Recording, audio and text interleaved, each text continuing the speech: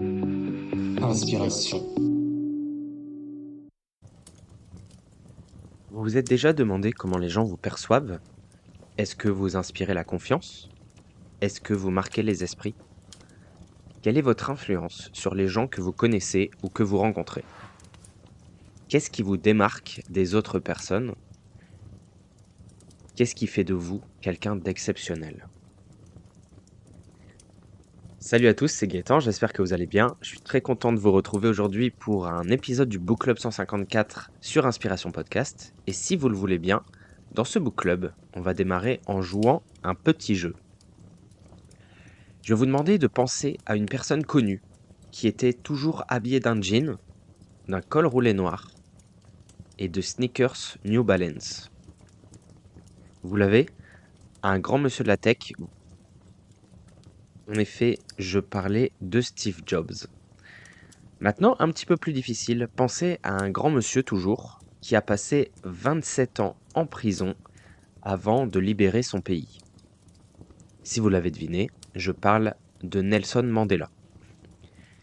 Dernière petite devinette, je vous demandais de penser à un ancien président français qui avait l'habitude de parler en remuant les épaules. C'est bien ça, je parlais de Nicolas Sarkozy. Pourquoi je vous parle de ça? Non, je suis pas devenu fou, on va pas lancer un jeu télé sur Inspiration Podcast. Je vous parle de ça parce qu'avec ces personnages, à travers leur look, leur histoire ou leur façon d'être, vous êtes face à ce qu'on appelle du personal branding. Le personal branding, ou la marque personnelle, se rattache de près ou de loin au marketing. Vous avez sûrement déjà entendu parler de marketing ou de personal branding, mais c'est quoi la différence entre les deux? Le marketing, c'est l'ensemble des techniques et des stratégies utilisées pour promouvoir un produit, un service ou une marque auprès d'un public cible. Le marketing vise à comprendre les besoins et les désirs des consommateurs, donc sur le marché, pour leur offrir des solutions adaptées tout en créant de la valeur pour l'entreprise.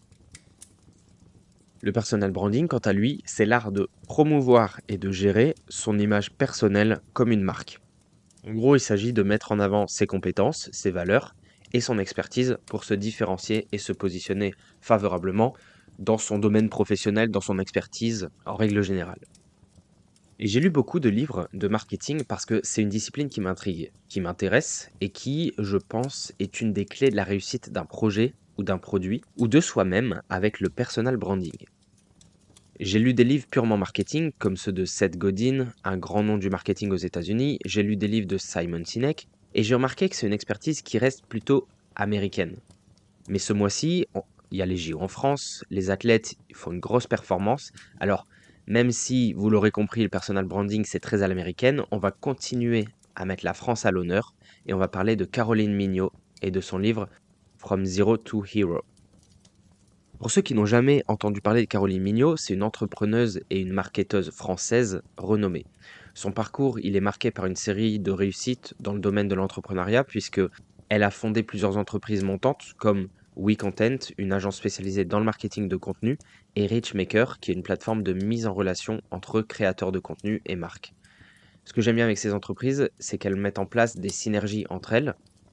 Elle est aussi, conférencière et coach pour de nombreux entrepreneurs et spécialisée dans les, solo business aussi, donc les entrepreneurs, individuels. Sur les réseaux sociaux, elle a construit une véritable communauté qui est plus orientée, comme je l'ai dit, solopreneur, mais entrepreneur en général. Et personnellement, moi, je l'avais découverte sur Instagram avec du contenu marketing, mais qui peut en fait être utilisé à des fins, comme on l'a dit, de personal branding puisque bah, son public, il est composé aussi de solopreneurs. Et donc, je suis pas un pro du marketing, mais promouvoir son entreprise individuelle, ça ressemble assez fortement à se promouvoir soi-même. Et donc, j'ai profité de son contenu pour apprendre ou redécouvrir des concepts de personal branding.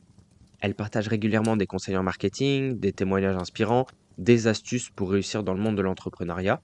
Elle est très active donc sur Instagram, mais aussi sur LinkedIn et sur Twitter.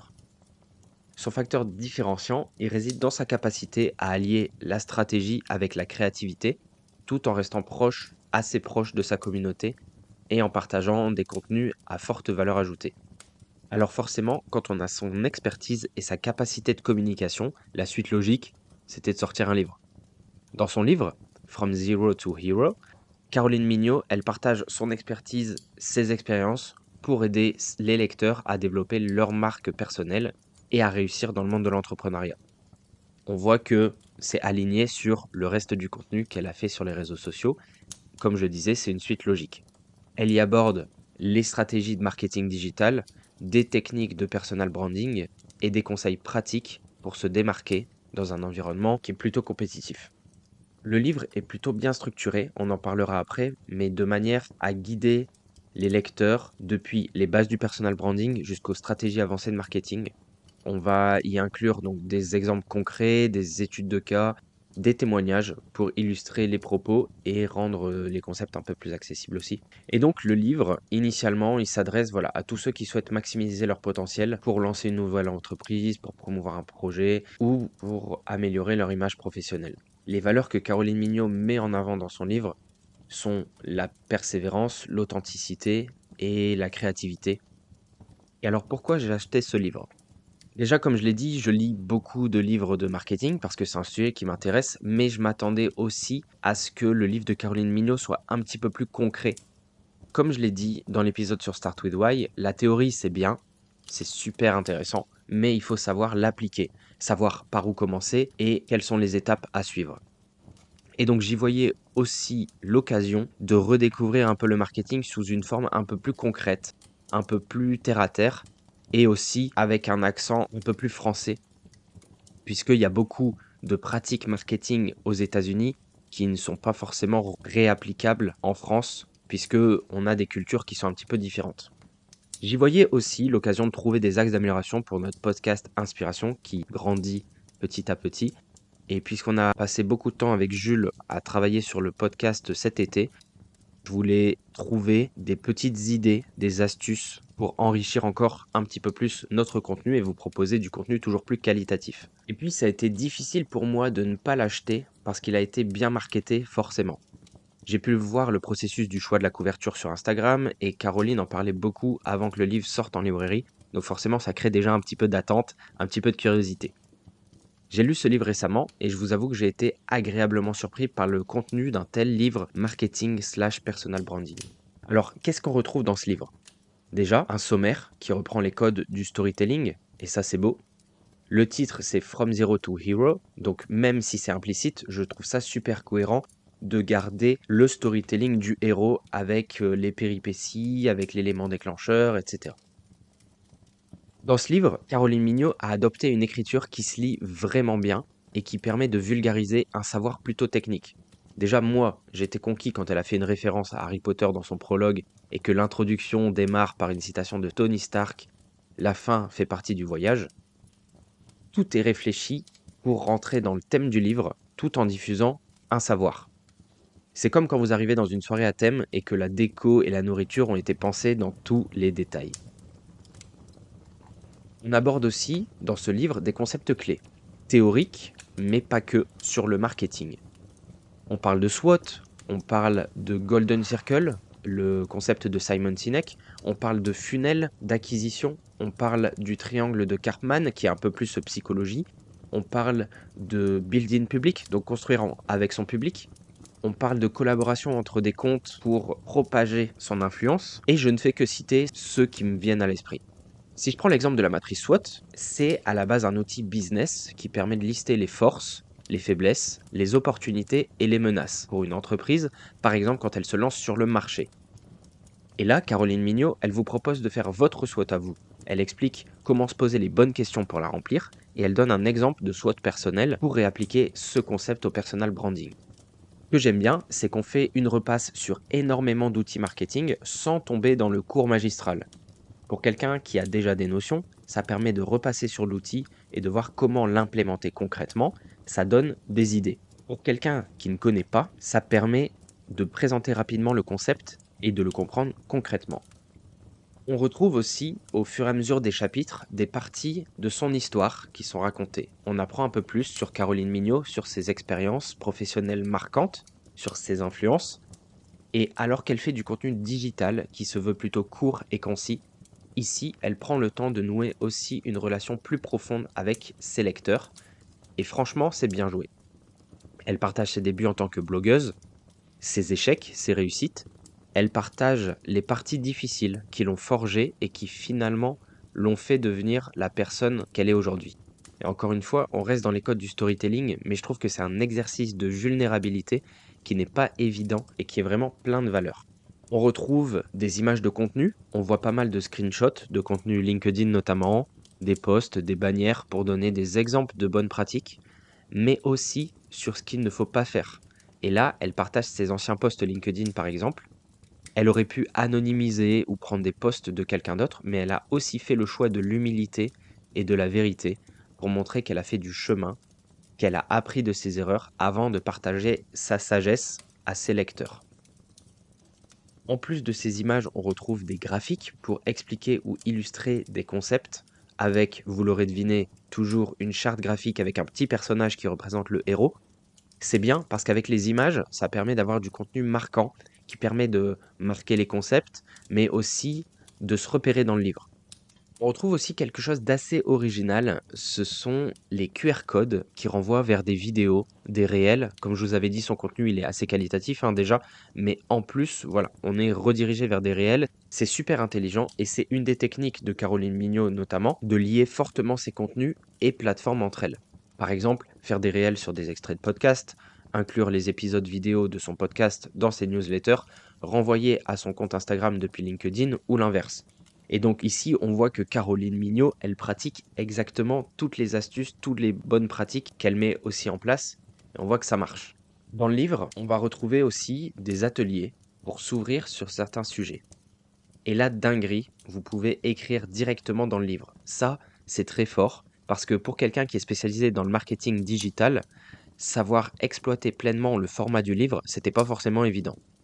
On voit que le livre, il est destiné à être imprimé, à être considéré comme un objet. Et au-delà de ça, l'atelier, ça permet aussi de prendre son temps pour réfléchir et, à la lumière des concepts présentés par l'auteur, accorder de l'importance à sa stratégie personnelle pour mettre à profit ce qu'on vient d'apprendre. Je vous donne un petit exemple d'atelier. Un des premiers ateliers du livre était de définir son histoire personnelle. On vous le dira jamais assez que le storytelling, c'est super important. C'est l'idée de pouvoir cartographier votre voyage. Si je vous lis un petit peu ce qui est proposé par Caroline Mignot, pour cartographier votre voyage, c'est déjà, dans un premier temps, tracer une ligne du temps de votre vie qui marque les événements clés, les tournants, les succès et les échecs, comme elle le fait un petit peu en racontant son histoire. Réfléchissez à ce qui vous a permis de vous différencier lors de ces moments-là. Est-ce que c'était votre créativité, votre courage, votre capacité d'adaptation? Notez-le. Ça vous permet de faire ressortir vos qualités ou les traits marquants de votre personnalité. Identifiez les compétences ou les traits de caractère dont vous avez fait preuve. Pour chaque événement, demandez-vous comment cela a-t-il contribué à votre croissance personnelle ou professionnelle. Vous retrouvez ici donc le thème du storytelling puisque les événements forgent votre personnalité et votre caractère. Examinez comment ces expériences ont façonné vos valeurs, votre vision de la vie et votre approche du travail. Et en fait, à partir de cette analyse, vous allez pouvoir commencer à rédiger votre histoire personnelle. Et alors oui, vous me direz, c'est un gros travail en soi. Mais si vous l'appliquez par exemple rien qu'à vos études, ça vous donne une trame hyper stylée pour vous présenter en entretien. J'ai fait passer beaucoup d'entretiens et ce qui fait vraiment la différence, c'est votre capacité à raconter ce que vous avez fait plutôt qu'énumérer vos stages et vos matières suivies à l'école. Si demain, vous arrivez à raconter votre parcours, à justifier vos choix en faisant apparaître vos appétences, votre vision, alors vous allez plus facilement nouer une relation avec votre interlocuteur. Et au bout du compte, on préfère prendre une personne qu'on pense connaître plutôt qu'un CV sans personnalité. Le livre de Caroline Mignot, il est donc assez varié, assez riche, puisque il est interactif avec, comme on vient de le dire, des ateliers, avec des QR codes qui vous renvoient vers d'autres contenus, et on a l'impression que c'est un petit peu un livre augmenté. Il est facile à lire, avec la qualité d'écriture de Caroline Mignot, les images, les graphiques qui sont là pour illustrer les concepts. Il est aussi varié, puisqu'on retrouve une partie de son histoire, en plus d'avoir du contenu un peu plus sérieux, à la fois théorique, mais aussi très concret. Et mes retours, suite à la lecture de ce livre, C'est les suivants. Déjà, je trouve que c'est un livre qui est super intéressant, qui est très bien écrit et qui va perdurer dans le temps avec les ateliers, puisque moi de mon côté, voilà, j'ai pris en note un petit peu tous les ateliers et donc c'est tellement riche en contenu que rien que le contenu des ateliers, ça permet de perdurer jusqu'à après la lecture du livre.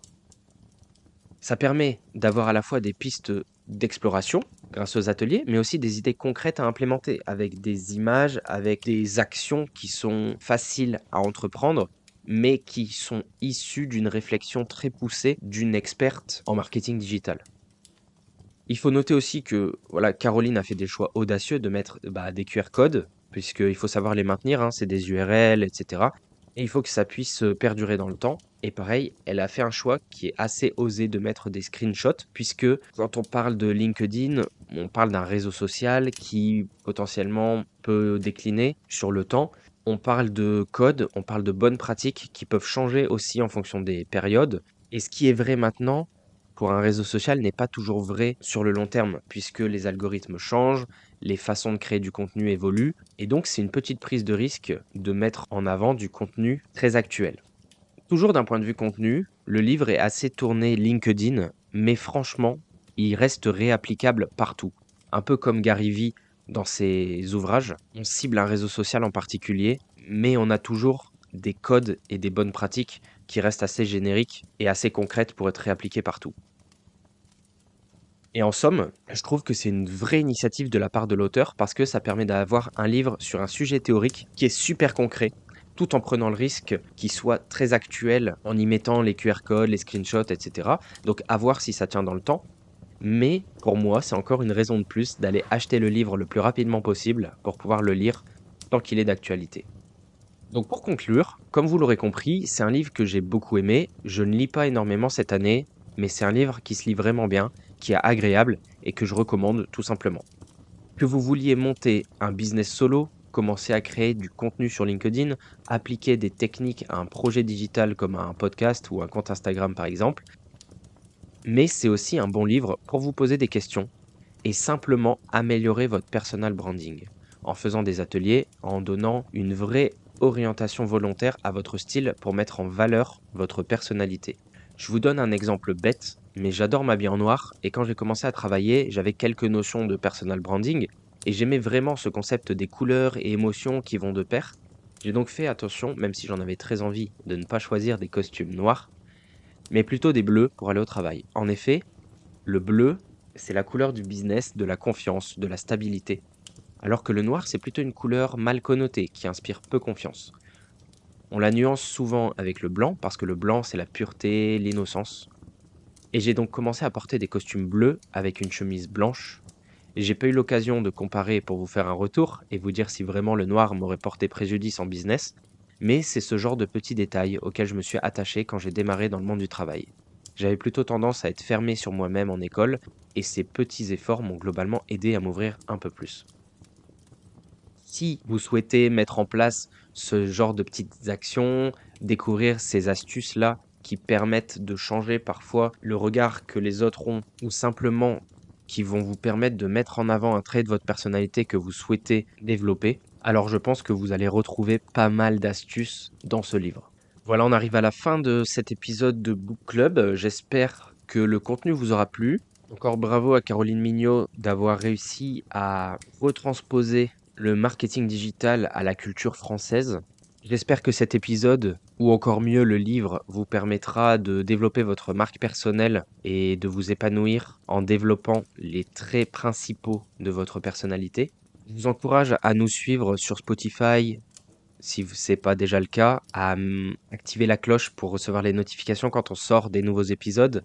Je vous remercie d'avoir écouté l'épisode jusqu'à la fin et je vous souhaite une très belle journée et à très vite sur Inspiration Podcast. Inspiration.